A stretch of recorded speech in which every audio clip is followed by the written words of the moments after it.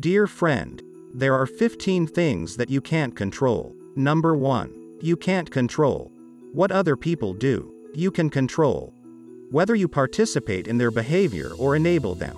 Some specific things you can do. Trust other people to make their own decisions and accept that you're not responsible for their choices or the consequences of their actions. Consider that their choices and outcomes are somehow necessary for their growth. Recognize that you can accept their behavior without condoning it, participating in it, or enabling it. And set boundaries if their actions are hurtful to your physical, emotional, or mental health. Number 2. You can't control how other people see you. You can control how you show up in your relationships and how you see yourself. Some specific things you can do. Make a list of traits you'd like to embody in your relationships: kindness, honesty, or integrity, for example, and check in with yourself throughout the day to ensure you're being the kind of person you want to be. Take a little time every night to reflect on everything you did that day that made you proud. Number 3. You can't control how other people treat you. You can control how you internalize and respond to their treatment. Some specific things you can do. Recognize that their behavior isn't personal. It's more about them and their own pain and limitations than you. Communicate how their behavior affects you. Set boundaries around what you will and will not accept, and plan what you'll do to enforce those boundaries and what you'll do if someone crosses them. If the other person regularly treats you with callousness or disrespect, create distance in a relationship or end it altogether. Number 4. You can't control whether other people like you. You can control how true you are to yourself. Some specific things you can do. Remind yourself that no one is liked by everyone and that you don't have to win anyone's approval. You just need to be yourself so you can find like-minded people. People who accept and appreciate you just as you are. Also, list what it means to you to be true to yourself and check in with yourself regularly to see if you're adhering to your list. Number 5. You can't control what other people think, feel, and believe. You can control how you engage about your different opinions, feelings, and beliefs. Some specific things you can do. Set boundaries around conversations, which topics you won't discuss, or what you'll do to stay calm when hot-button issues come up. Remind yourself that it's not your job to change people's minds. Look for common ground, something you can both agree on, even if you think differently.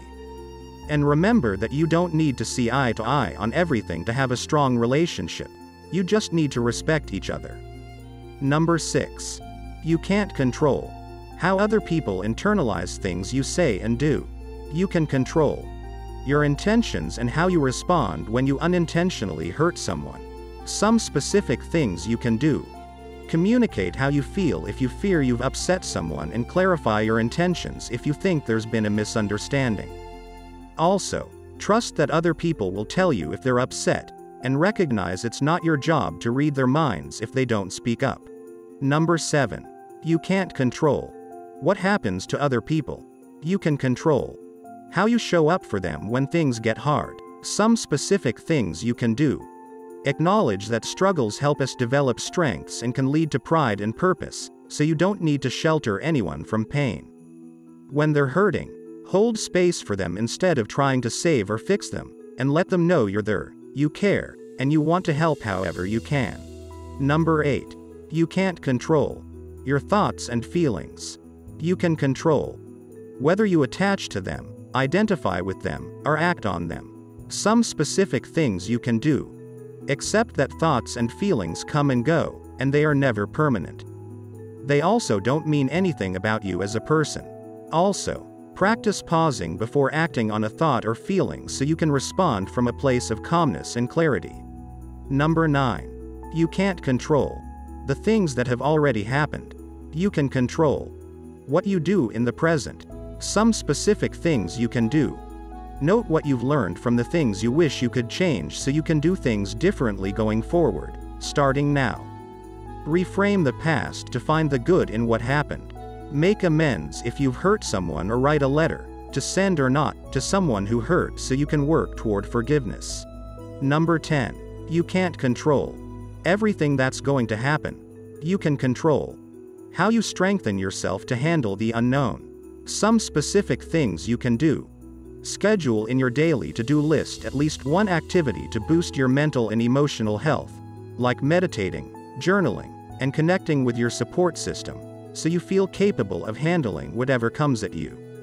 Tiny Buddha's Inner Strength Journal offers a wide array of prompts, challenges, and exercises to help with this. Number 11. You can't control the outcome of anything you do. You can control your efforts. Some specific things you can do. Put in the time for anything that matters to you, even if it's just a little every day. Focus on progress, not perfection, so you don't end up feeling paralyzed. Lastly, remind yourself that you can only do your best, and your best is good enough. And that even if things don't turn out as you hope, something good can come from the experience. Number 12. You can't control your body aging. You can control how well you take care of your body and how you think about it. Some specific things you can do. Prioritize sleep, drink water daily, eat a moderate, mostly unprocessed diet, and move your body a little every day. Focus on how well your body serves you and how it enables you to do things you enjoy. And remember, aging is far better than the alternative, and as the saying goes, a privilege denied to many. Number 13. You can't control all aspect of your health. You can control the preventative health measures you take.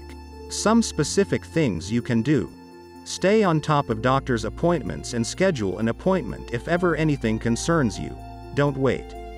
Prioritize rest instead of pushing yourself to always be productive. Minimize exposure to toxins, quit smoking if you're a smoker, and wear sunscreen regularly. Number 14. You can't control the inevitability of you getting hurt. You can control how you treat yourself when you're hurting. Some specific things you can do. Remind yourself that there's no way to avoid pain because the act of avoiding itself is painful. Practice sitting with your pain instead of numbing it with substances or addictive behaviors. Talk to yourself as you'd talk to someone you love when they're hurting, and practice looking for the gains in losses so that every challenge and setback feels meaningful. Number 15. You can't control the fact that there's suffering in the world. You can control whether you contribute to it or help alleviate it. Some specific things you can do. Work toward healing your own pain, since hurt people hurt people. Speak up for those who can't speak for themselves. When you see someone hurting, offer your non-judgmental presence and ask how you can help. Commit small acts of kindness every day. Lastly, donate your time, money, or resources to causes you're passionate about.